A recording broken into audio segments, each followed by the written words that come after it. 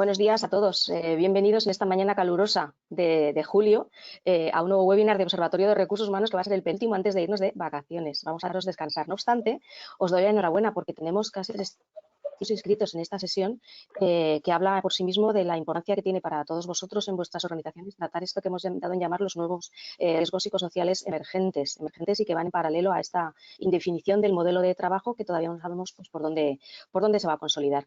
Quiero agradecer al Instituto Regional de Seguridad y Salud en el Trabajo, el IRS, de la Comunidad de Madrid, la confianza que ha depositado en nosotros para celebrar este ciclo de sesiones. Esta es la segunda y llegaremos hasta 8. Y os voy a dar paso, voy a presentar a las personas que nos van a acompañar, que bueno, por la charla que hemos estado manteniendo hasta que hemos dado alón a la sesión, promete mucho. Está con nosotros Luisa Montesino, secretaria general del Instituto Regional de Seguridad y Salud en el Trabajo. Bienvenida, Luisa. Está también Fernando Toledano, manager y responsable de metodología y análisis de datos en Estímulos España, que le conocéis de sobra, es uno de los mayores expertos en medición, en metodología aplicada a los riesgos psicosociales. También está Paula Carroza, directora de Recursos Humanos de Martínez Hermanos. Ella está en un sitio envidiable, Canarias, hola. Y también está con nosotros Marta González del Río. Ella pertenece al área de Bienestar y Salud del Grupo Santa Lucía. Bienvenida también, Marta. Y por último, Jorge López de Ávila, del Servicio de Intervención Psicosocial del Instituto Regional de Seguridad y Salud en el Trabajo. Bienvenidos a todos. Vamos a continuar esa charla que habíamos iniciado fuera de micro. Y la primera pregunta, aquí a mí no me gusta nominar, ya lo sabéis, yo la primera lanzo y busco voluntarios. ¿Qué entendéis vosotros por esos nuevos riesgos emergentes? ¿Y en qué medida equilibráis los riesgos emergentes psicosociales o el peso que tienen los psicosociales con los que tiene los más físicos o de organización? Entendiendo que los nuevos modos de trabajo afectan a ambos, pero ¿en qué proporción? Y ahí, ¿quién se atreve a romper el hielo? Que queráis, si parece, empiezo yo. Fernando, pues venga, Fernando. Yo me voy a referir a un documento del año 2018 de la Agencia Europea de Seguridad y Salud, donde nos enfoca como 9 amenazas. Digamos que el escenario, si hablamos Fernando, discúlpame, que teníamos que darle paso primero a Luisa, que además es que se tiene que ir para hacer la intervención. Sí, adelante. Disculpadme que yo enseguida me emociono, claro, como habíamos empezado a hablar antes, digo, vamos a continuar. Discúlpame, Luisa, discúlpame. Te damos a ti la palabra para introducirnos un poquito en el tema. Disculpa. Muchas gracias, Maite. Es un honor para mí darles la bienvenida a esta jornada, nuevos modelos de trabajo y riesgos psicosociales emergentes, cómo identificarlos y diseñar planes de acción. Esta acción, en colaboración con ORH, forma parte del Aula de Psicosociología y Competencias Sociales del Catálogo de Formación 2021 del Instituto Regional de Seguridad y Salud en el Trabajo, desde donde se pretende fomentar la salud organizativa y el bienestar en los entornos de trabajo en la Comunidad de Madrid. El Instituto Regional de Seguridad y Salud en el Trabajo, como órgano gestor de las políticas preventivas de nuestra región y de acuerdo a las líneas de actuación marcadas en el 6º Plan Director de Prevención de Riesgos Laborales de la Comunidad de Madrid 2021-2024, en vigor desde el 1 de enero de 2021, ha programado 8 jornadas específicas ante los riesgos emergentes derivados de la evolución demográfica, la tecnología y las nuevas formas de organización del trabajo, poniendo especial foco en los riesgos psicosociales, así como en los derivados del envejecimiento de la población trabajadora y la digitalización. El webinar que hoy nos ocupa tiene el foco en los modelos de trabajo híbridos, que en realidad son un compendio de fórmulas más o menos flexibles a los que las empresas han recurrido sin estructura de teletrabajo como tal, para seguir operando durante la pandemia.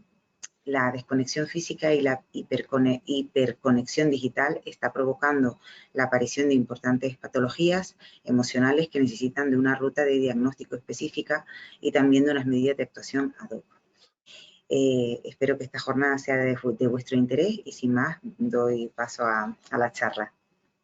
Muchas gracias, Luisa. Te reitero mis disculpas, la gente ya me conoce y ya me están diciendo por el chat que no me preocupe, pero a mí me preocupa meter la pata en estas cosas, lo siento. No pasa absolutamente nada, Maite, de verdad. Muchas gracias, que sé que además tu tiempo es muy limitado y estar con nosotros es de agradecer. Ahora sí, Fernando, ahora te dejamos iniciar con la primera pregunta de ¿qué entendemos? Riesgos psicosociales. No, y creo que Luisa lo ha enmarcado bien, ¿no? Yo creo que resumiendo, por por entender que es algo emergente, digamos que los modelos de trabajo al final están influidos por la innovación. Fundamentalmente lo que vivimos es un desarrollo de innovación tecnológica desde hace unos 250 años, es decir, no es una cosa que haya existido siempre linealmente en la humanidad, ¿no? Sino que de alguna manera nos hemos vuelto locos un poco desde la revolución industrial, no hemos parado. El desarrollo de innovación es tal que hemos llegado a un disparate. Es decir, la velocidad en la cual cambian las cosas es inédita. Hoy en día, no había habido un día como hoy en la historia de la humanidad donde la innovación tecnológica llegase a este nivel.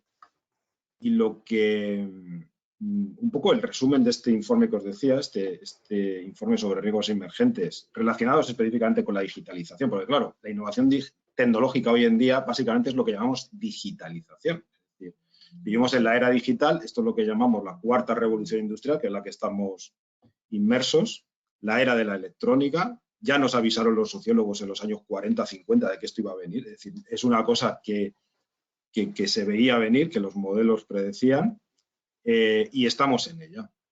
¿Cuál es el riesgo? Pues que estamos en una situación de modelos de trabajo cambiantes, sujetos a una adaptación permanente, en una especie de modelo de trabajo tipo crisis, que lo que se va a, sobre todo lo que va a representar son 10 amenazas. No me quiero listar las 10 amenazas porque entonces me puedo tirar aquí hablando. Pero bueno, en resumidas cuentas, yo, por citar las más importantes, la aparición de yo diría, una discrepancia entre lo que somos. Daros cuenta que si trajésemos a un individuo, a un pariente nuestro de hace 350.000 años, un ser humano, un Homo sapiens inicial, sería exactamente igual que nosotros. Lo traeríamos aquí y tendría las mismas facultades, las mismas posibilidades de adaptación que un ser humano en la actualidad. Lo que ha cambiado es un entorno que cada vez nos tiraniza más. Tenemos un organismo muy antiguo y un entorno que está innovando y que nos lleva cada día a más contradicciones. Es decir, ahora lo vemos con una normalidad, pero que el ser humano no se levantase con el sol, esto ha ocurrido hace 200 años. Normalmente en las sociedades agrícolas la gente se levanta muy pronto a cuando despunta el sol para aprovechar el día. Bueno, pues la revolución industrial nos trajo tener que levantarnos a oscuras, nos trajo una nueva percepción del tiempo y del espacio. Hoy en día esta percepción va a cambiar. ¿Y cómo está cambiando? Por una extensión del trabajo, donde no hay una clara limitación entre la vida privada y la vida profesional. Vemos que el mundo profesional invade nuestra vida privada. Con lo cual, todo lo que es la percepción de espacio-tiempo va a cambiar y necesariamente está cambiando, además con una gran rapidez.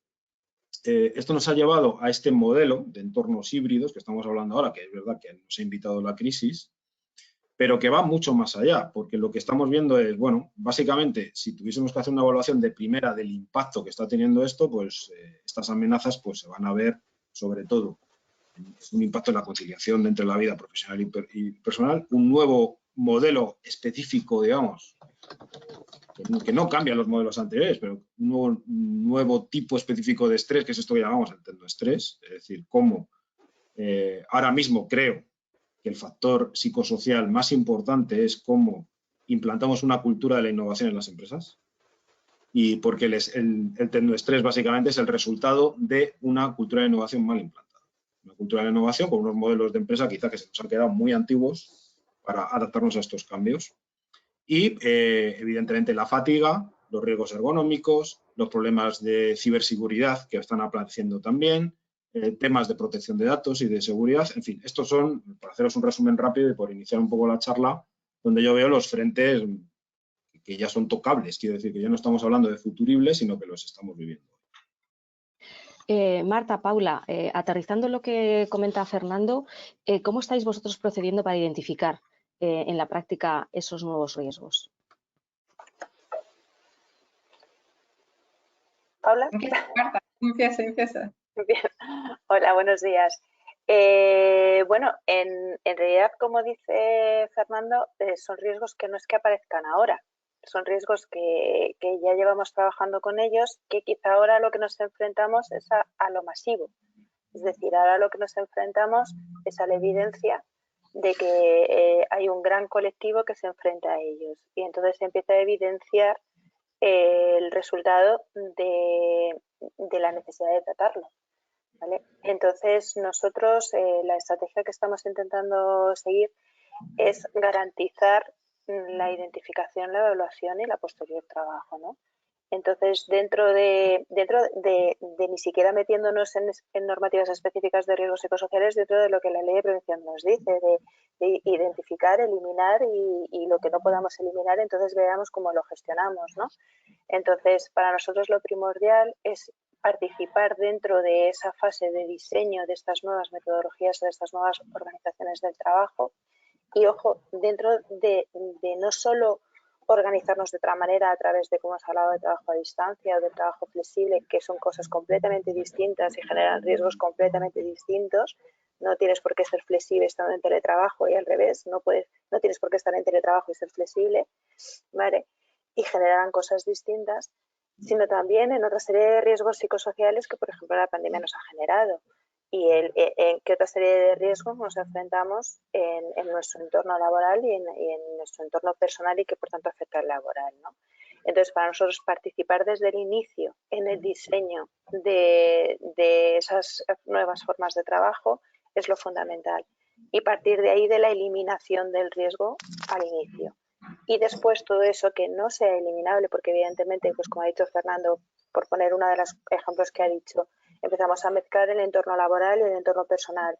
Y si tú trabajas en casa, yo no puedo evitar que en tu casa haya familia.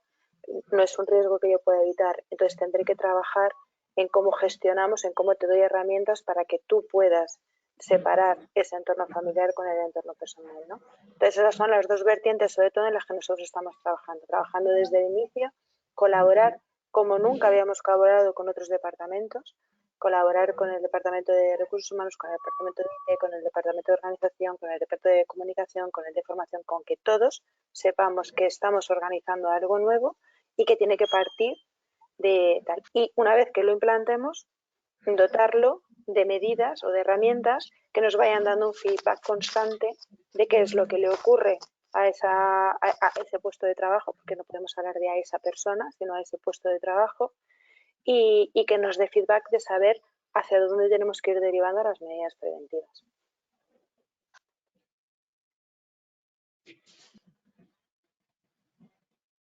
Yo creo que estás en mute, ¿no? Discúlpame, Paula. te decía, ahora sí.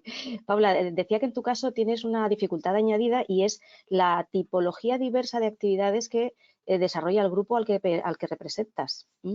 Porque por lo que he visto es que es muy amplia. Es muy diverso, efectivamente. Sí. A mí me gustaría añadir a la charla un factor que es realmente fruto de la pandemia en la sociedad, ¿no? Yo estuve 14 meses teletrabajando debido a la pandemia en Madrid y soy de esas personas que ha decidido cambiar de vida y cambiarme a las islas. Y realmente te das cuenta que las necesidades sociales de demanda y de convivencia con el teletrabajo son completamente distintas en una gran ciudad como es Madrid que en un entorno mucho más pequeño y manejable como pueden ser las islas. Y empiezo a reflexionar sobre lo que hablábamos, ¿no?, en la antesala de la sesión, sobre la diferencia o ser capaz de identificar las responsabilidades individuales de las responsabilidades organizacionales y colectivas.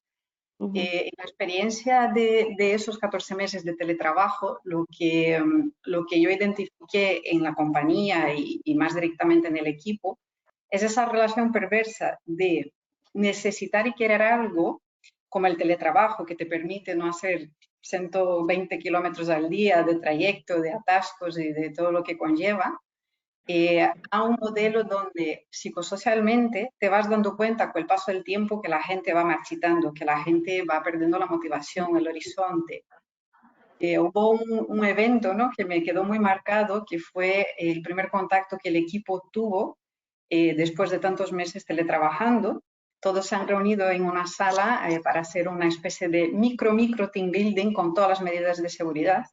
Yo por razones personales no pude participar y muy amablemente me han invitado a participar virtualmente. Y cuando acabó esa sesión, yo visualicé al equipo caminando al pasillo y pensé, ahora se van a acercar a la sala, se van a tomar un café, van a charlar con personas que encuentren en el pasillo y yo lo único que voy a hacer es colgar esa reunión y meterme en otra con ya 2 minutos de retraso. Entonces, inauguras una forma, ¿no?, de relacionarse con el trabajo, con los medios y con las personas, que es muy efectiva. Yo soy de las personas que creen que el teletrabajo aumenta la productividad a niveles máximos, pero a largo plazo muy dañina, ¿eh? Y yo creo que todos los que se han enfrentado a eso lo han visto, ¿no? Ese sentimiento, ¿no?, de aislamiento y todos esos factores que socialmente el trabajo te da sin que nosotros jamás lo hubiésemos planteado antes, quizás de la manera como nos estamos planteando ahora, ¿no? El salir de casa, el quitarme las pantuflas, es decir, si es verdad que luego está el atasco, si es verdad que luego están los costes de la gasolina, pero el entorno social, ¿no?, que eso me proporciona, el teletrabajo no lo proporciona de ninguna manera.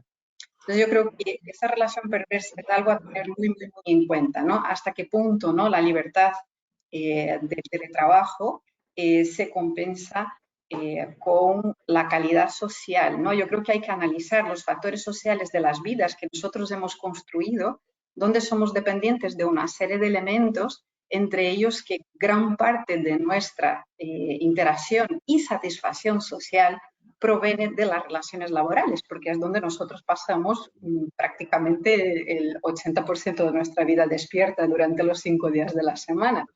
Yo creo que ese es un factor, ¿no?, que hace con que ahora mismo hemos de repente quitado eso de golpe a la mayoría de personas. Lógicamente habrá un pequeño porcentaje de personas donde ese es su escenario ideal, pero hemos hecho un macro laboratorio para darnos cuenta de que a la gran mayoría de personas está muy lejos de ser el escenario ideal de interacción social. Todos estáis coincidiendo en discernir entre las necesidades o el impacto individual y la actuación colectiva. Jorge, hay un nuevo criterio técnico de la inspección en materia de riesgos psicosociales. ¿Cómo ayuda en la parte colectiva, a trabajar en la parte colectiva este criterio técnico? Pues es una buena pregunta. Yo creo que ayuda totalmente, porque además tendríamos dos formas de abordarlo así a pronto, tal y como me lo preguntas en este momento, tal y como lo preguntas.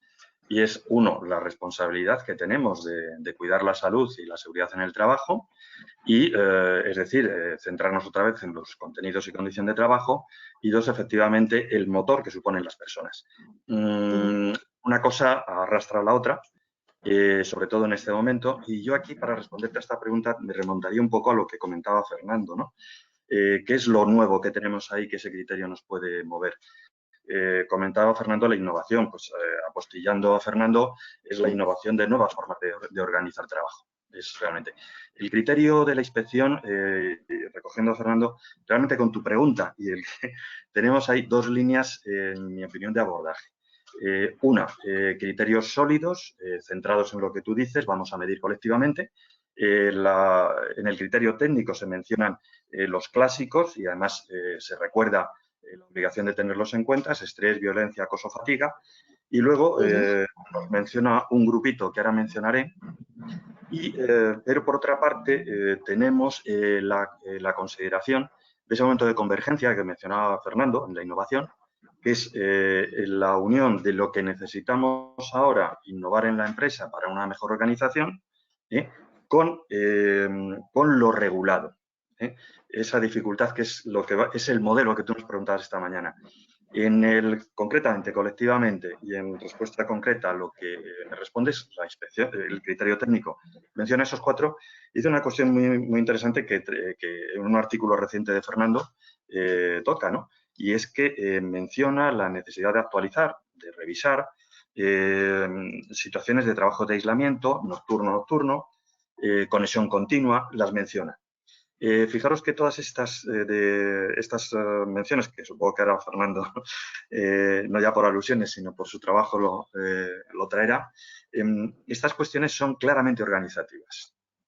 Las anteriores, acoso, violencia, estrés, tienen un puntito relacional de interacción, un puntito sumatorio importante. Pero estas otras van a estar con esa innovación, con esa emergencia de que realmente en mi opinión, lo que está emergiendo es la nueva forma de organizar, que luego puntualizaremos seguramente. Esta sería un poco mi respuesta. Ahí vamos avanzando. Os iba a formular, porque ya me están llegando preguntas de la audiencia, yo sabía que este webinar iba a generar unas cuantas, para no dejarlas pasar, si no os importa, vamos a hacerlas porque así es más, yo creo que es más oportuno seguir el hilo de la conversación. Lucía, que yo sé que Lucía es, hola Lucía, gracias porque eres de las fijas aquí, nos pregunta para Paula y yo añadiría también para Marta, más allá de las relaciones afectivas, que también, ¿no crees que si antes ya en presencial era importante la gestión de nuestro tiempo, en el teletrabajo es algo fundamental, pero no tenemos formación para ello por muchos cursos de organización del tiempo que hagamos? ¿Eso cómo lo abordáis vosotros, Paula y Marta?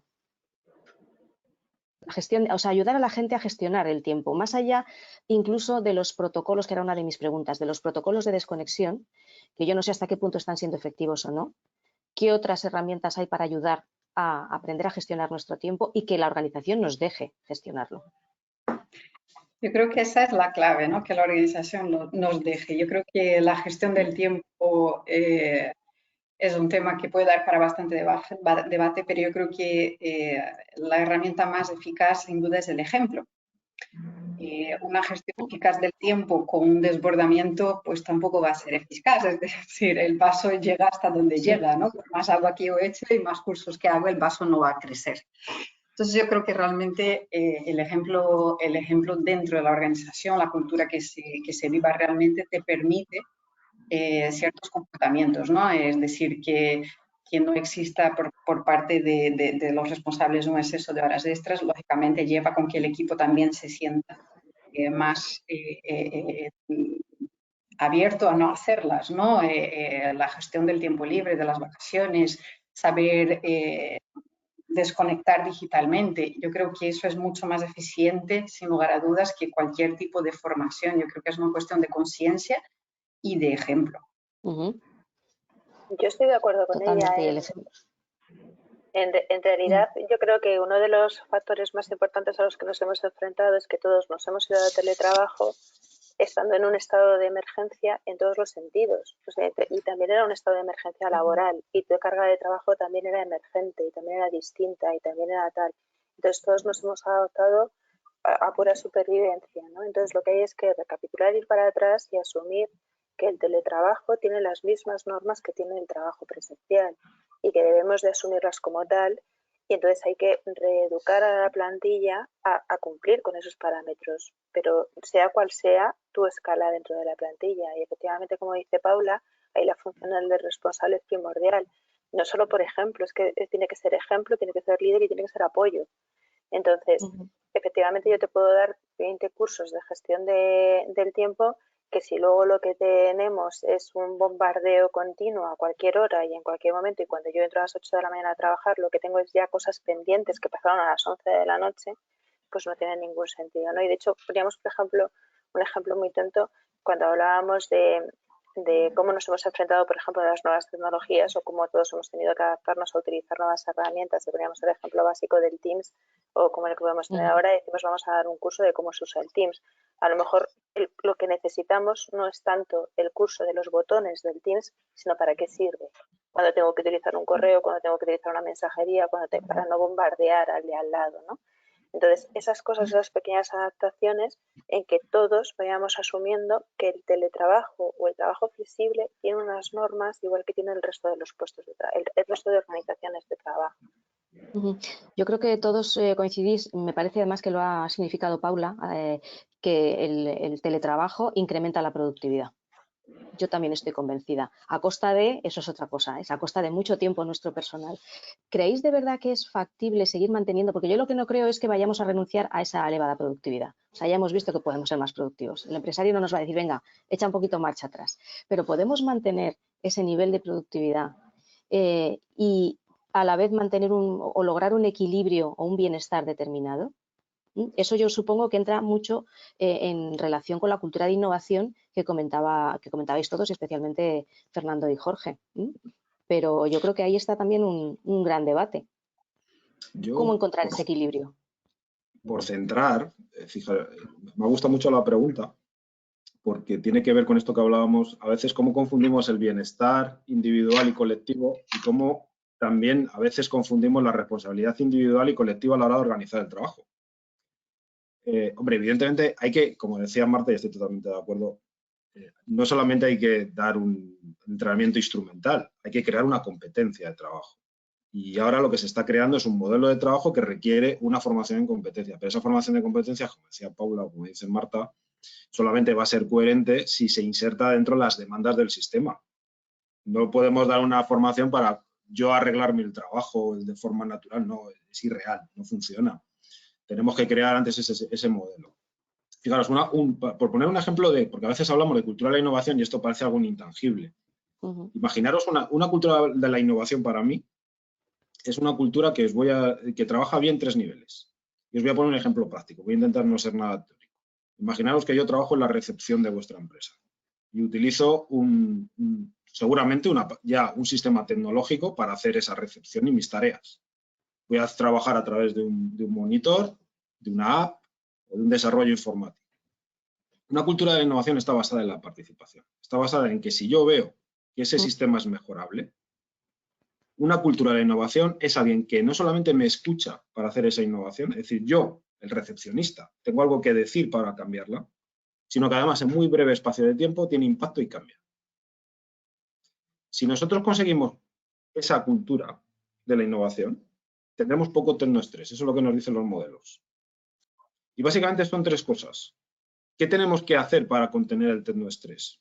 Porque quiero decir que si nos vamos a la raíz del problema, que es lo difícil, que es crear esa cultura, básicamente son 3 cosas. Crear ese entorno participativo donde cualquiera se pueda sentir libre y además tenga unos cauces de participación que además, como estáis viendo, tiene claramente un impacto en la productividad de la empresa, es decir, hace productivo y reduce mi estrés en tanto en cuanto puedo participar y tiene un impacto. Hay unas consecuencias inmediatas. Esto es la máxima cultura de la innovación. Luego, evidentemente, el soporte técnico. Dependemos ahora mismo más que nunca de un soporte técnico. Estamos utilizando tecnología. Si el soporte técnico no nos da respuesta, si el desarrollador nos abre la puerta, pero no hay consecuencias, y no estoy hablando de soporte técnico cuando se nos desconfigura el Teams, como decía Marta, ¿no? No, esto es más serio. Estamos hablando del desarrollo de la aplicación. Es con lo que yo estoy trabajando. Es que esta casilla podría ser azul y sería más fácil. Esto es innovación. Siempre pensamos en la innovación como una cosa. No. La innovación es un proceso de mejora continua que está basado sobre todo en la participación de toda la empresa. Y luego la tercera pata, digamos, es lo que se llama la tecnoalfabetización. Si tenemos una plantilla, y esto es lo que hablábamos de las competencias, y lo que decía Marta, es decir, no es simplemente saber utilizar la herramienta, es el por qué, es para qué sentido tienen las cosas, ¿vale? No podemos decir ahora mismo el tecnoestrés se está expresando en las personas a nivel individual y a nivel colectivo, porque ahí en el factor de riesgo sí lo podemos medir, básicamente en lo que crea. Es decir, una persona que está, lo que nos dicen los modelos ahora mismo, de prevención del tecnoestrés es que una cultura no participativa, es decir, donde o no me dejan hablar para mejorar las herramientas o no van a cambiar. Es decir, estoy condenado a utilizar una herramienta que me produce una ineficacia, por decirlo así. No quiero hablar de sufrimiento ni nada por el estilo, sino no productiva. El soporte técnico no me está funcionando bien. Y encima no me están formando competencialmente en la innovación, en las nuevas herramientas, necesariamente es una cultura que me va a estresar. Fijaos. Con lo cual, si a nivel organizacional entendemos esto, hay que, sobre todo, vender estas cosas de salud como una necesidad de productividad de las empresas. Es que las empresas que no entren en este juego no van a sobrevivir. Es que no es un problema de proteger la salud en sí misma. Es que o haces esto o a este entorno cambiante con el que hemos empezado a hablar, no nos vamos a poder. Es decir, van a ser empresas demasiado rígidas, no va a haber innovación, vamos a tener falta de salud, pero no vamos a tener, es decir, esto de hablar de opciones al fin y al cabo la vida es una probabilidad y las empresas subsistir o no subsistir que tengan mercado, esto depende de miles de cosas, pero no nos lo vamos a poner nada fácil, ¿vale? Y luego ya para acabar un poco, por no enrollarme demasiado, claro, ¿cómo experimentamos esto en la realidad? Claro, lo que experimentamos es la consecuencia no lo podemos convertir en causas. No podemos pensar que la consecuencia de este sistema en las personas lo vamos a poder solucionar simplemente cuando dándoles un curso de gestión del tiempo de cualquier otra habilidad que escuchar. Siempre será interesante dotar a las personas de esa competencia. No le quiero quitar valor. Pero claro, evidentemente, si no se ha dado el paso previo, que es efectivamente lo que dice el criterio técnico de la inspección de trabajo, ¿qué nos está diciendo? Opten ustedes primero por medidas organizativas y luego hagan ustedes una intervención personal. Pero claro, lo que es ilógico es ir directamente a las intervenciones personales. Simplemente resumiendo, ahora mismo los modelos de Terno 3 básicamente lo que están diciéndonos es lo que está pasando y lo que va a pasar más. Es decir, que la tecnología nos está sobrecargando, es decir, lo que ha hecho ha sido aumentar nuestra productividad, con lo cual sí, ha aumentado nuestra fatiga. No somos máquinas, el monitor sí, pero nosotros somos animales, necesitamos descansar. Si la regla del trabajo la crea la máquina, nos va a arrastrar a nosotros. No, es la máquina para la que trabaja nosotros. Este es uno de los riesgos emergentes fundamentales. En segundo lugar, evidentemente, la tecnoinvasión, lo que estábamos comentando, lo que ha comentado Paula y Marta, ¿no? Es decir, cómo el trabajo nos va invadiendo y que hay una necesidad de reglas internas, unas reglas que entiendo que también tienen que ser flexibles para sobrevivir a esto. Esta semana ha salido la ley de trabajo a distancia, que tampoco es una revolución sobre la anterior regulación, pero estaremos de acuerdo que es bastante inflexible. Es decir, al final hay que hacer un contrato, es decir, hay que formalizarlo todo de una manera, bueno, probablemente, como todas las leyes, busca ser garantista, pero no sé si va a ser o va a facilitar precisamente trabajar en este entorno. Bueno, es una reflexión y probablemente da para otro debate. Aparte de esta amenaza para la conciliación, ¿cómo vivimos el tecnoestrés? Pues con la complejidad de las herramientas. Es decir, la innovación es que ahora mismo nos hemos acostumbrado a utilizar la última herramienta y tenemos que estar aprendiendo otra nueva. Fijaros, esta es la consecuencia de algo que no esté previsto en la organización. No lo veáis como una falta de competencia personal. Claro, si lo solucionamos con estos dichos que se dicen mucho de, bueno, es que hay que estar siempre aprendiendo y es tu responsabilidad estar siempre aprendiendo. Hombre, sería mi responsabilidad si yo elijo la herramienta que voy a usar. Si la herramienta me viene impuesta, es una responsabilidad relativa, me tienes que ayudar. Es decir, ojo, la tecnología no es la innovación, no es la herramienta. Es la herramienta y el conocimiento para usarla, eso es tecnología. Y siempre lo ha sido. Es decir, tecnología no es saber tallar una piedra de sílex, es saber usarla también. Y el aprendizaje que promueve, es decir, tecnología es que yo soy capaz de enseñaros a tallar una piedra de sílex. Este es el nacimiento de la tecnología. Hombre, pues si ahora mismo no tenemos en la empresa ninguna capacidad de poder participar a ese nivel, como decía Marta, si al final la tecnología es pulsa aquí F1, F no sé qué, no sé cuánto y hacemos esto, pues vamos a tener problemas de tecnoestrés. Esto es lo que nos dice el modelo. Fijaros que también hay otro riesgo asociado, que es la inseguridad de empleo que está creando esto actualmente. Es decir, la complejidad te lleva a un proceso de inseguridad porque no has acabado de aprender una nueva cosa, sino que ya estás viendo como tu compañero ya lo sabe, ya lo ha aprendido. Tiene una competencia más desarrollada.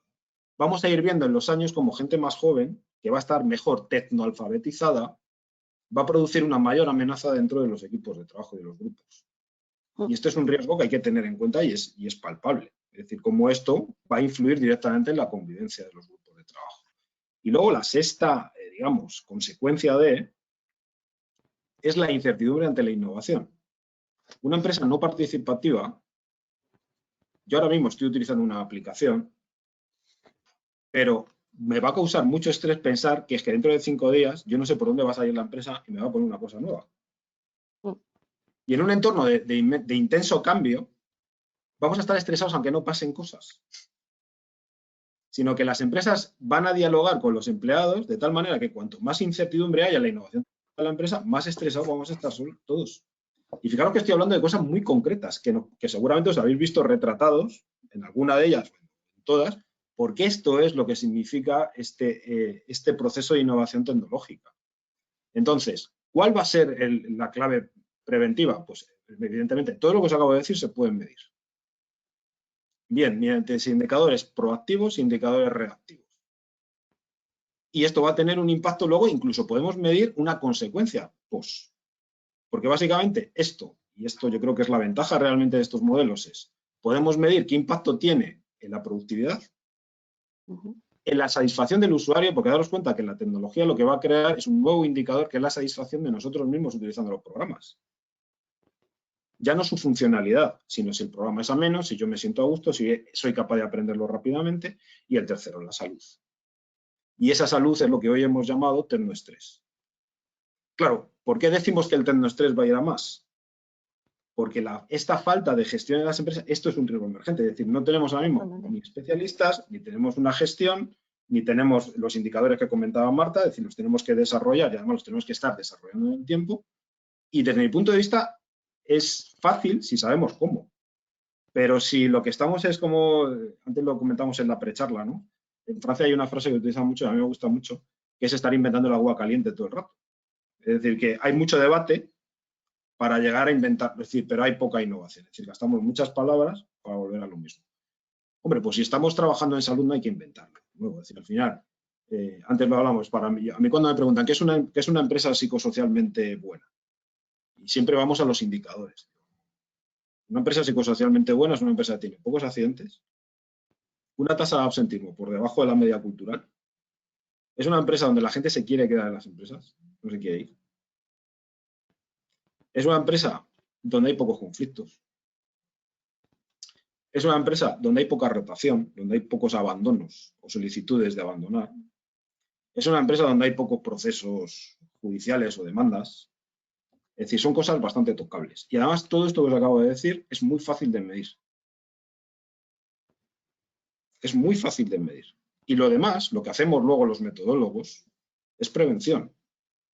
Es decir, es intentar tener unos dispositivos, porque cuando hablamos de carga de trabajo, cuando medimos en una evaluación psicosocial carga de trabajo, no es un fin en sí mismo. El fin en sí mismo es que no haya más bajas en ese departamento, que tiene el indicador en rojo de carga de trabajo. ¿Ah? Y luego ya última reflexión y me callo ya, porque no voy a monopolizar ahora sí que tengo varias sesión. preguntas aquí. ¿Vale? Pero fijaros, lo que nos están pidiendo no es trabajar en salud como un fin en sí mismo. Esto yo creo que es un error histórico que hacemos todos. Es decir, haber convertido el bienestar además en una etiqueta. Sí. Al final, en las empresas estamos todos para que la empresa sea productiva. Es una necesidad. Sí. La prevención no es un enemigo de la productividad, todo lo contrario, es un amigo de la productividad. Pero es un amigo de la productividad sostenible, con todo lo que significa la sostenibilidad. Es decir, queremos producir sin contaminar y queremos producir sin hacer daños a terceros y a los miembros de nuestra comunidad, que es la empresa.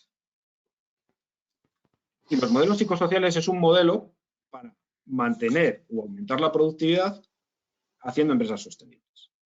Quiero decir con esto que en un modelo de cambio lo que vamos a estar es invitados permanentemente a un modelo tipo crisis, donde el estrés se acepta como una ventaja productiva, que es lo que comentábamos esta mañana antes de entrar, ¿no?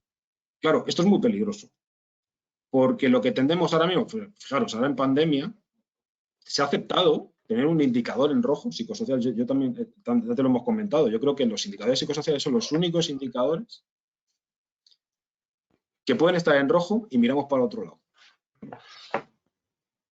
Es decir, bueno, pues está en rojo, no se puede hacer nada. No podemos bajar la carga ahora. Hombre, si gestionamos lo psicosocial en el momento es imposible gestionar el estrés. El estrés se gestiona a medio y largo plazo, creando modelos que lo reduzcan, porque el impacto de las tomas de decisiones de hoy lo vamos a medir mañana, en la gestión, cuando volvamos a evaluar, cuando midamos la eficacia de lo que hemos hecho, y ahí veremos qué impacto tenemos. Claro, si gestionar el estrés es, Fernando, estamos hasta arriba, ¿qué hacemos hoy, esta tarde, para reducir el estrés? No te va a gustar lo que te voy a decir, claro. ¿Tienes mucho trabajo o contratan más gente? Es que no podemos. Con lo cual, requiere la gestión una sostenibilidad. Es decir, no podemos hacer una gestión del estrés de emergencia. La buena noticia es que son temas complejos, pero existen modelos, existen prácticas. Antes hablábamos, por ejemplo, de Gran Bretaña, que es el país que inventó un poco lo que son los modelos de gestión entre nosotros, el mundo anglosajón, y se hace sin problemas. Es decir, no hay, hay unos indicadores, hay una toma de decisiones, es un modelo de mejora continua. Bueno, se puede discutir sobre los indicadores, no quiero aquí hablar, pero es sobre todo, y también una cosa importante, es un problema de confianza de las direcciones y de creencia en el modelo, no simplemente como un coste o un problema, sino verlo como una capacidad de innovar a la empresa, hacerla más productiva y hacerla también más moderna o más preparada para lo que se viene. Perdonad la charla, que ya sabéis que me enrollo muchísimo. No, la verdad es que da gusto escucharte. Yo me he apuntado un montón de cosas. Una de ellas es que esto es un cambio copernicano en la perspectiva de cómo hay que gestionar las organizaciones.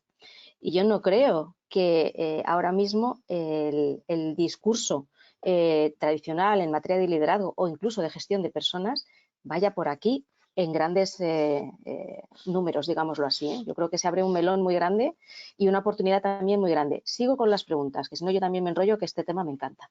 Y es de Joaquín Rubio. Si es de Joaquín Rubio, que yo creo que es, hola, que hace mucho que no sé nada de ti.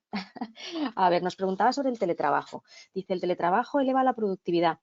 ¿Bien porque hacemos trampas en el denominador, es decir, no contamos todas las horas, o por otros factores? Paula, sí, porque creo que has sido tú la que comentabas. Bueno, yo también lo he dicho, pero como yo no estoy en el panel, me libro. Yo creo que una cosa que uno se va dando cuenta con el paso del tiempo es que a la mayoría de personas le gusta hacer bien su trabajo. Otra cosa es que el entorno así lo perciba. Pero a las personas normales, digamos, a la mayoría de personas les gusta hacer bien su trabajo. Y cuando tienes un entorno de teletrabajo, se cae una barrera que es justamente la barrera de cortar, del transporte, de llegar, de recoger. Y entonces, como te gusta hacer bien tu trabajo, pues haces un poquito más, un correo más, una llamadita más, lo que sea más, ¿no? Entonces, yo creo que realmente para esa mayoría de personas donde lo que le da satisfacción es el trabajo bien hecho, que insisto, es la inmensa mayoría de personas de cualquier sector, el teletrabajo da una posibilidad de incrementar la productividad porque ciertos tiempos que se consumían anteriormente con otras cosas obligatoriamente se eliminan y otras que por una cuestión ergonómica, logística, también te da todo mucho más a mano, ¿no? O sea, cuántos ejemplos y me paso por la habitación y veo el portátil abierto y he hecho a ver si me han contestado, ¿no? Y tengo ganas de que eso salga, esa es la verdad. Es decir, estás comprometido con un proyecto, con un resultado y te sientes hasta contento de contestar ese correo y decir, fenomenal, a lo mejor mañana por la mañana, ¿no? Como en el ejemplo que tú decías, son las 11 y a lo mejor mañana por la mañana ya tengo la respuesta y cuando me conecte ya puedo seguir trabajando. Yo realmente creo que esa es la realidad de la mayoría y creo también que un indicador de lo contrario también es un factor de identificación de riesgo, ¿no? Porque al fin y al cabo, una cosa muy curiosa, ¿no? Que hablaba Jorge sobre los factores tradicionales de medición de los riesgos psicosociales y mientras tú hablabas, me acordaba de una reflexión al principio de la pandemia que uno de los factores de riesgo, ¿no? Que es la relación entre compañeros, que podemos llamarlo informalmente, pues esos cotilleos, ¿no? Ese mal ambiente que puede existir. Esa es una de las cosas que en el teletrabajo desaparece, ¿no? Es decir, ganamos nuevos factores de riesgo, pero hay otros que de alguna manera los conseguimos neutralizar. Yo creo que estamos en un proceso de curva de aprendizaje, ¿no? De ese nuevo modelo. Yo creo que hay mucho que hablar del management, ¿no? La dificultad de los que hemos tenido que gestionar equipos a distancia, las curvas de aprendizaje durante un onboarding en teletrabajo, qué largos se hacen, ¿no? Yo creo que hay una serie de cuestiones y yo creo que al final, ¿no? Un poco por añadir una cosita más, Fernando, a lo que tú has dicho, que no tiene mucho que ver con la pregunta, pero me gustaría aprovechar el hilo. Yo realmente creo que dentro de este proceso, ¿no? de selección natural que son esos procesos de cambio en la historia de la humanidad, uno de ellos es que afortunadamente, una cosa, bueno, espera, me corrijo en afortunadamente. Una de las cosas que hace que la digitalización sea tan potente es que es muy friendly en ciertos aspectos y cada vez lo será más. Entonces, yo soy un poco más optimista que tú en el sentido de que es lo que nosotros vamos a encontrar en las nuevas generaciones, porque yo creo que la tendencia es que somos conejillos de India de una situación de cambio muy rápido, muy nuevo y muy extremo, pero realmente soy positiva en el sentido de que ese punto de equilibrio llegará y llegará pronto por la propia velocidad del momento histórico que nosotros estamos viviendo. Yo creo que Jorge quería hacer una intervención mientras tú leías, Maite, y me permito pasarle la palabra. Estupendo, eso es lo que me gusta, que esto fluya. El muter. Estás muteado. Gracias, Paula, sí. No, pues mira, siguiendo, es que lo has dicho, estoy de acuerdo con lo que estaba comentando la Paula, siguiendo ahí, yo creo que efectivamente la cosa es, yo la vería más positiva, como decías tú, ¿no? Creo que el carácter proactivo que está demostrando la empresa y que está demostrando pues también los trabajadores es muy amplio. Y en este sentido, de esa sencillez a la que comentabas tú y de en definitiva, esa flexibilidad que estamos teniendo todos en la generación de nuevos hábitos. Hay un nuevo significado de lo que está siendo nuestro trabajo y la relación de trabajo, tanto para empresas como trabajadores. Y yo estoy de acuerdo con lo que comenta Fernando, pero me quiero centrar en el último que comentaba Paula, en ser ahí, verlo con un gran optimismo, ¿no? El mensaje que estamos teniendo es, francamente, en mi opinión, de una gran proactividad. Hay una gran flexibilidad y estamos todos cambiando ámbitos. Como decía también Paula antes, estamos aprendiendo. Hay que tener la habilidad de saber aprender. Sí es cierto que, como comentabas, pues va a haber que aprender habilidades muy concretas y saberlas gestionar. Por ejemplo, cuando comentábamos antes, la gestión del tiempo de trabajo. La gestión del tiempo de trabajo y, en general, nuestro tiempo, pues es muy importante porque sabemos que está generando adicciones, que está generando un tedio importante, pues estar pendiente, una necesidad de control importante, un aislamiento, una serie de consecuencias de riesgo que estarían ahí y que no las voy a enumerar porque tendremos también oportunidad de verlas. Pero lo que quería aportar es, coincidiendo con Paula, que hay un nuevo significado muy importante para la empresa, que está haciendo un trabajo de diseño de grupos de trabajo, de diseño de tiempo de trabajo fenomenal. Los mismos trabajadores en este momento hay un gran compromiso, sobre todo porque lo estamos viendo como un gran desarrollo, como una gran oportunidad de desarrollo. Y yo creo que esos dos son los dos grandes motores. Como decía Fernando, bueno, pues como todo en la vida, pues hay que avanzar, hay un cambio copernicano, decías, ¿no? Me parece, ¿no? Pues claro, habrá que adaptarse y ajustarse. Entonces, habrá que, evidentemente, trabajar con él. Pero yo lo veo optimista, en definitiva, y lo veo optimista desde lo comentado. Tenemos una pregunta, bueno, tenemos un comentario al respecto de lo que estáis hablando y es claro, al final lo que hay que conseguir es no confundir la flexibilidad con la extensibilidad. Y ahí tiene mucho que ver lo que también habéis comentado del ejemplo.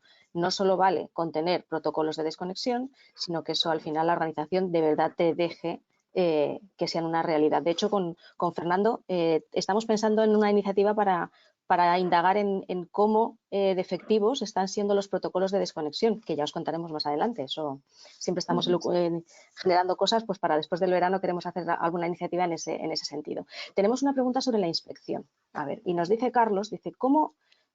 Esto da para un webinar. ¿Cómo se hace una evaluación efectiva y que tenga validez para la administración, para la inspección? No es cuestión de ponernos a detallar, ¿no? Pero sí, quizá de que nos deis alguna recomendación para abordar una identificación de cara a la administración, para que luego no venga la inspección y nos diga esto falla o esto falla. ¿Hay quien se atreve? Marta, Jorge, quizá, estás más cercano. Sí, bueno, yo encantado, ¿no? No me gustaría ser el primero que responde ahí porque precisamente le da mucha saliencia a una respuesta reglamentada, normativa, nomotética y tal, ¿no? Cuando precisamente, en mi opinión, el criterio técnico lo que quiere recobrar es precisamente esta parte técnica. Yo, la respuesta que daría aquí, y yo creo que está en el propio criterio técnico 104 de tal, es que, en definitiva, ver indicadores duros. Indicadores duros, pues fundamentalmente de consecuencias. Y como nuestra responsabilidad de todos los que participamos, porque yo lo entiendo esto, como decía, como un motor de exploración, un motor muy explorativo, en el que vamos juntos todos. Lo que decía Fernando, aquí hay que sobrevivir todos. Y de hecho es un momento, francamente, puntero, ¿no? Es un momento de cambio histórico que tenemos la oportunidad de ir todos juntos y cambiar. Evidentemente hay que sobrevivir ahí. Entonces, la responsabilidad que yo cogería como empresa, pues, y cogiendo ese criterio técnico y acogiéndome a él, es cuando nos comenta que veamos qué consecuencias están teniendo, que hagamos una buena identificación, que este sería otro tema de debate, porque hay que saber cómo lo hago, pero que nos fijemos en cosas como muy normales, qué está pasando, y aquí el criterio, que no lo dice ahí, sería muy sencillo, cómo estoy consiguiendo un mejor rendimiento de todos, rendimientos de empresa, rendimientos personales, rendimientos profesionales. Las consecuencias que ellos señalan tienen que ver, pues, con indicadores duros de asentismo, en fin, los conocidos, ¿no? Entonces, a partir de ahí sería muy sencillo para cualquier planificador de empresa empezar a encontrar aquellos puntos claves, aquellos puntos negros, aquellos puntos que tengo que ir mejorando. Esa sería la intento de sencillez que yo aportaría a este debate. Es simplemente planificar, como planifico en cualquier lugar la empresa, planificar desde el desgaste de mis recursos y del bienestar y del buen hacer, de mis recursos. Tiramos de indicadores duros, cumplimos con nuestra responsabilidad de tratarlos y adelante. Estoy parando al gato que quiere pasar por delante. ¿Te quiere presentar? ¡No! Lucas, ahí, fuera. Pensé que te habían dejado fuera. Según te estoy oyendo, me surge otra pregunta también. Y esta yo creo que podemos formularla a Marta, más que nada para que nos la responda desde la práctica. ¿Qué competencias tiene que tener un evaluador de riesgos psicosociales? Porque yo creo que el criterio técnico tampoco habla mucho de ello, ¿no? Efectivamente, Lucas, ¿te has empeñado en pasar? El criterio técnico del instituto, si no recuerdo mal, lo que dice es con competencias, ¿no? O sea, personal competente para tal efecto. Entonces, entiendo y como entiendo que es además un desarrollo que no puede contradecir a lo que dice la ley y a lo que dice la ley de prevención, pues tendrá que ser un técnico de prevención. Evidentemente, si vamos a hablar de psicosociales, pues tendrá que ser un técnico de prevención especialista en ergonomía y psicosociales. A partir de ahí, pues cuanta más experiencia, cuanta más capacidad, cuanta más especificación, cuanta más tal, pues como con todo. Siempre me hará mejor un plan de emergencias, un especialista en emergencias con mucho desarrollo en ese ámbito, y siempre me hará una evaluación de riesgos, un especialista, una evaluación de riesgos psicosociales, un especialista en riesgos psicosociales, ¿no?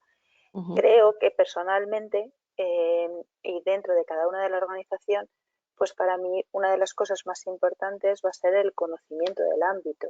Antes hablábamos de la importancia no de quién eres, sino de qué haces y cuáles son tus puestos, ¿no? En nuestro caso, por ejemplo, que somos del Grupo Santa Lucía, no somos la aseguradora. Somos la aseguradora, somos la atención al cliente, somos los teleoperadores, somos la venta en agencia en calles, somos los funerarios, somos las residencias de ancianos, somos personal sociosanitario.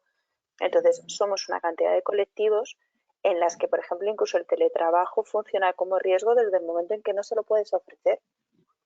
¿Vale? O sea, nuestros riesgos emergentes son el COVID, como por supuesto, son nuevas formas de organizar el trabajo, pero son nuevas formas de organizar el trabajo también a aquel que no le puedes dar teletrabajo y tiene que enfrentarse a nuevos procesos de trabajo, ¿no? Entonces, un especialista en riesgos psicosociales, como mínimo, tiene que colaborar con un especialista de la actividad. De ahí la importancia, efectivamente, a la colaboración del trabajador, y cuando hablamos del trabajador y de todas sus escalas, del responsable, de la dirección y etcétera, ¿no? Porque ya puedes conocer todos los medios de mediciones, indicadores y todo lo que tú quieras, que si no conoces cómo debe de aplicarse eso, cómo debe interpretarse eso dentro de tu entorno, pues yo personalmente creo que pierdes la mitad de valor de la evaluación de riesgos, ¿no?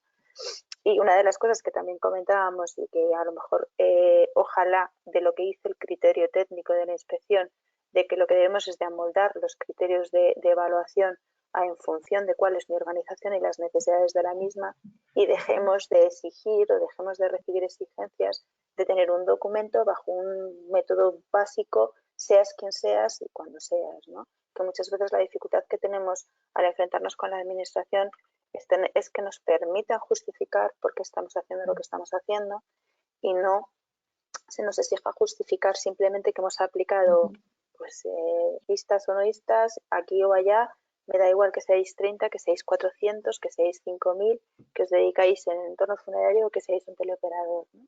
Entonces creo que eso es muy interesante en la metodología de evaluación y de enfrentarnos con la inspección en este caso, que entiendo que de inicio el mayor aporte que podría hacer la inspección es guiarnos y acompañarnos en ese proceso.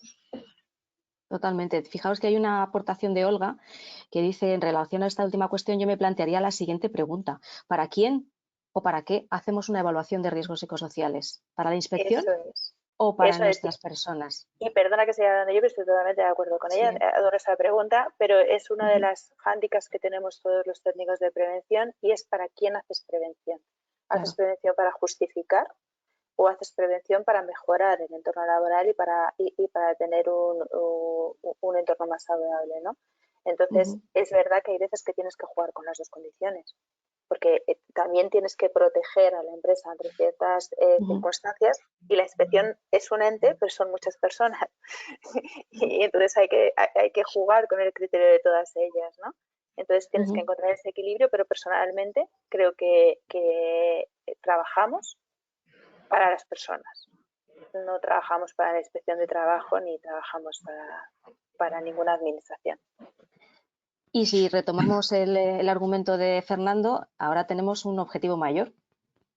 Aparte de trabajar para la organización, es que trabajamos para que nuestra organización sea innovadora y sostenible y con ello más productiva. Si es que eso no lo podemos perder de vista. Lo que pasa es que el discurso hay que construirlo de manera muy diferente. Yo no sé si en este ámbito, Fernando, que sé que a ti esto del perfil del prevencionista y el experto en riesgos psicosociales te mola, como dirían mis hijos, ¿quieres aportar alguna anotación? Sí, yo creo que si miramos el espíritu del criterio técnico, la inspección no nos pide evaluar. Nos pide ser sensibles a este tema, ser profesionales. No nos dice qué metodología tenemos que usar, sí nos dice que tiene que ser fiable y válida. Hombre, por supuesto. Sí. Claro. Tiene que haber un especialista que implante la fiabilidad y la validez. Y lo que nos piden es ser eficaces, porque no sé si una gran parte, un tercio del documento, yo diría, se centra quizás en el fin. Si estamos trabajando para que haya menos absentismo, señores y señoras, es decir, es que no tiene tanta ciencia y nos dan unas herramientas y quizás el histórico es que nos hemos centrado en la evaluación por nuestro sistema preventivo, por cómo o por la historia de la prevención nuestra en España, donde a la evaluación le hemos dado ese carácter, digamos, casi con una finalidad en sí mismo, pues claro, pues nos lleva a un callejón sin salida.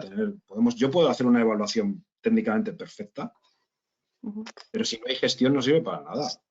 Si no hay sensibilización en la empresa, es decir, entonces no es un problema técnico, lo psicosocial no es menos técnico, es decir, este argumento ya no se sostiene.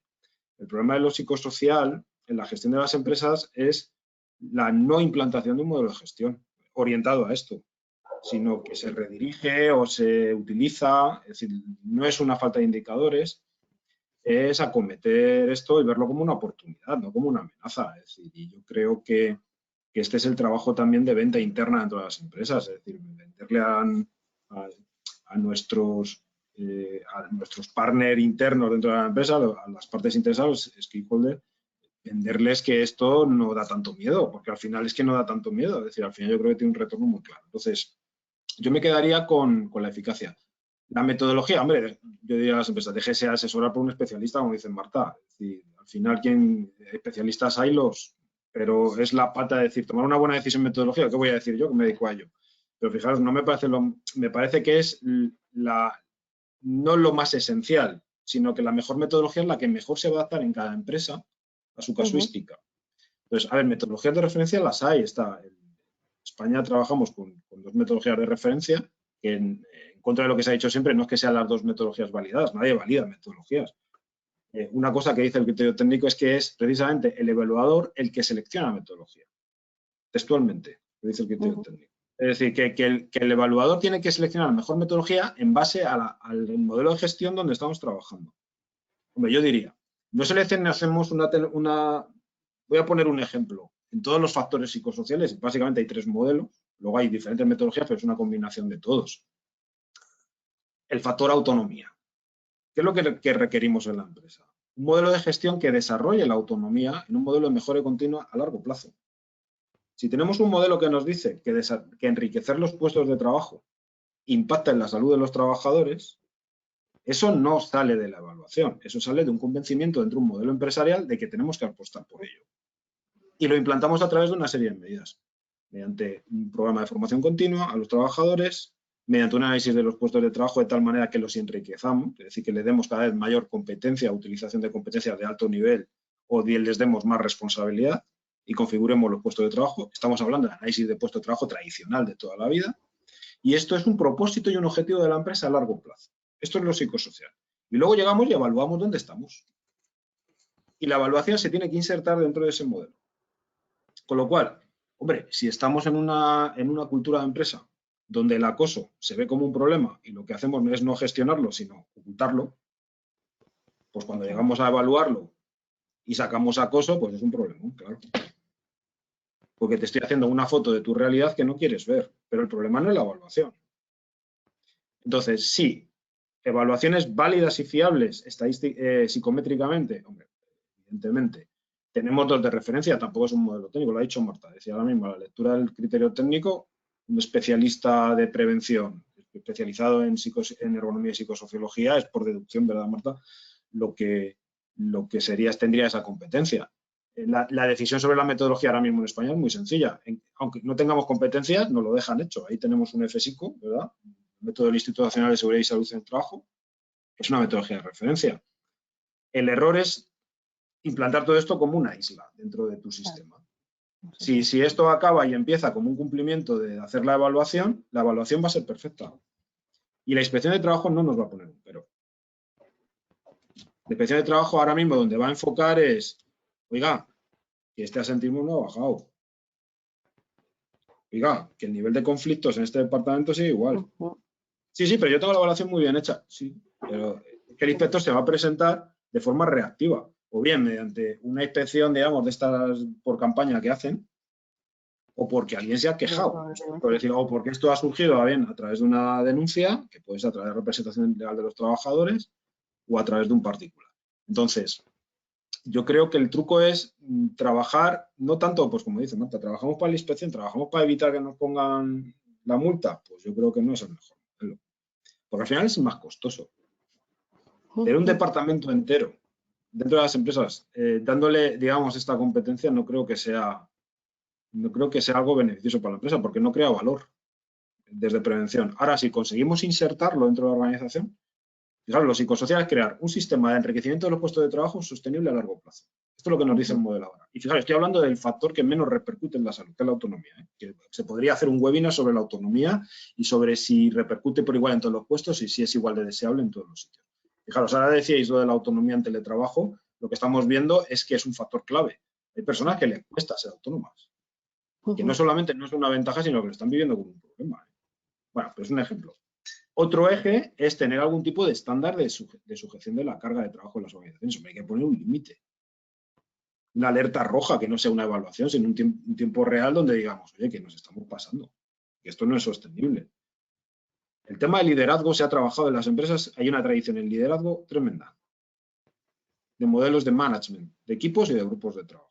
Esto no ha cambiado. Este trabajo se puede recoger y hacerlo. ¿Cómo hacemos equipos y grupos de trabajo? Ahora estamos viviendo la locura Agile entre nosotros. ¿Quién no está implantando Agile de alguna manera en sus empresas? ¿Funciona el Agile tal como dicen los manuales de Agile en las empresas?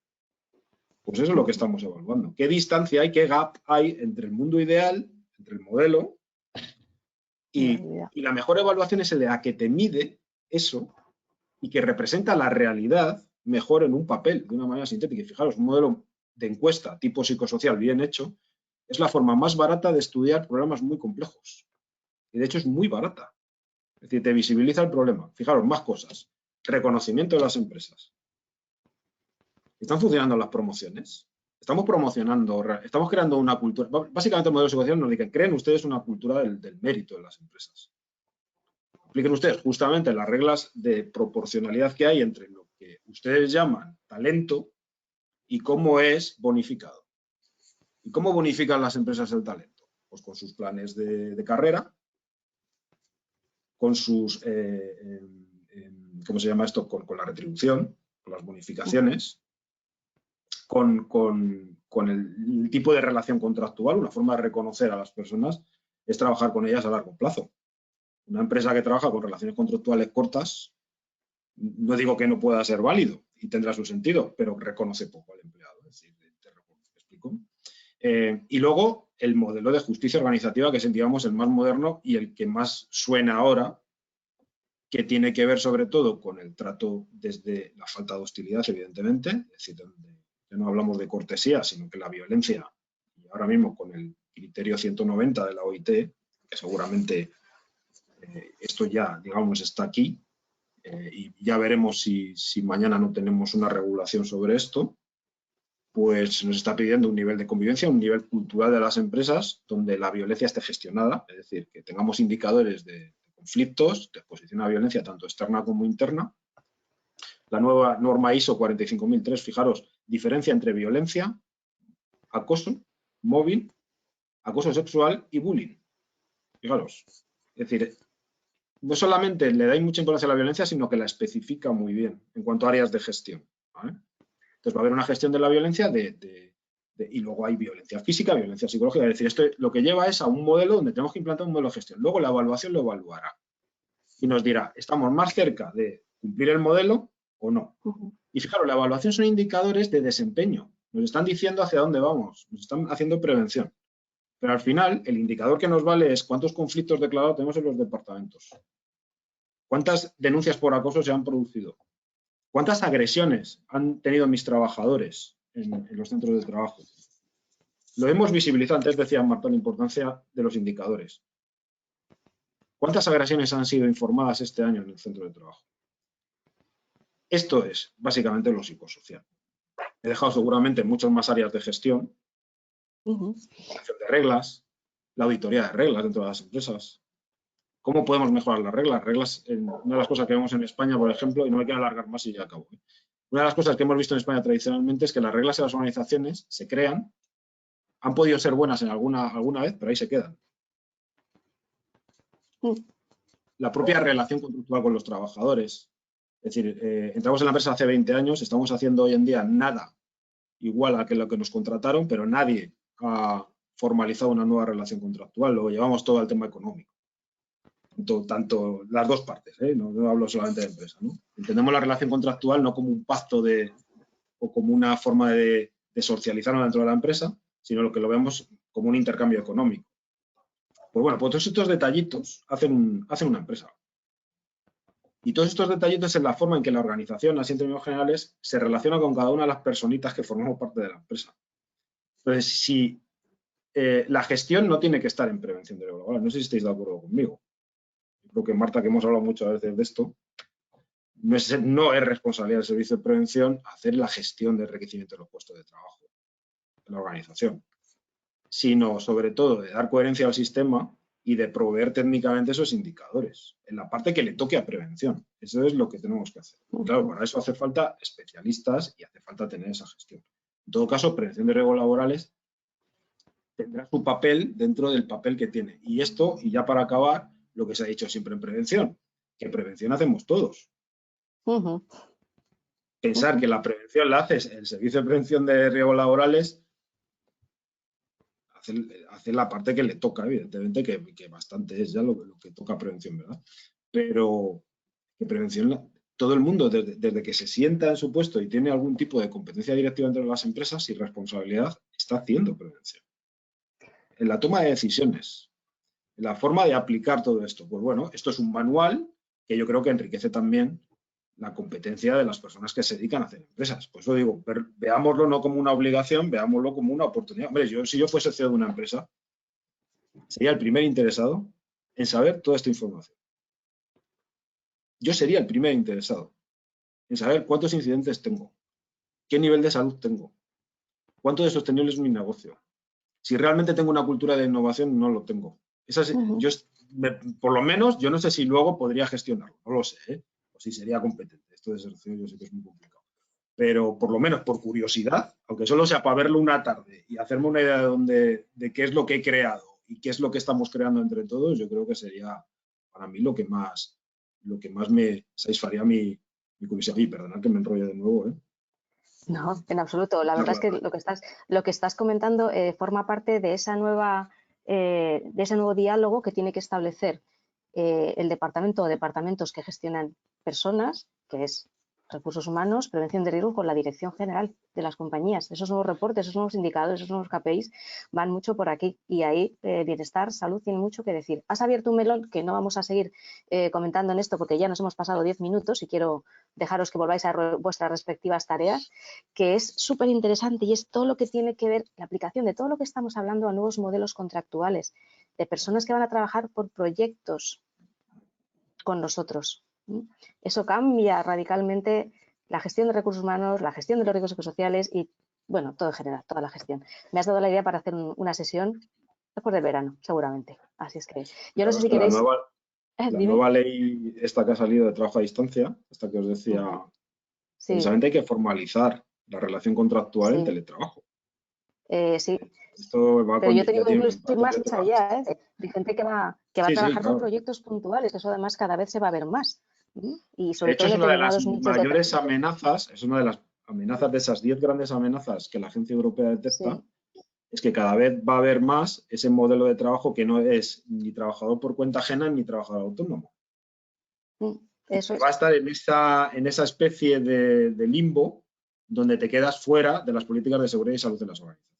Esto es bueno, fijaos, ya nos están avisando que vamos por ahí. Para terminar, lo que nos dice Quiroga, Lucía, la Lucía que yo os decía que conozco, ella trabaja en administración pública y dice, ojalá lleguemos a trabajar por proyectos, también por objetivos y por misiones, y ojalá se llegue a eso también en las administraciones públicas. Otro melón para abrir en otra ocasión. Pero con lo que hemos comentado hoy, yo creo que hemos tenido una jornada, una sesión muy intensa. Muchas gracias a todos por vuestra participación y reitero también el agradecimiento al Instituto, porque de verdad apoyar conversaciones como estas es apoyar el inicio de algo. También, algo que necesitamos y que, bueno, pues gracias a vosotros hemos iniciado. Que tengáis un buen fin de semana, cuidaros mucho, que no está la cosa para no cuidarse. Y un abrazo. Muchas gracias. Muchas gracias. Hasta luego. Hasta luego. Hasta luego. Chao. Muchas gracias. Hasta luego, Paula, Marta, Fernando, un abrazo muy fuerte. Igualmente, encantada de pasar el día con vosotros. Muchas gracias a todos. Adiós. Y disfrutar del verano también. Hasta luego.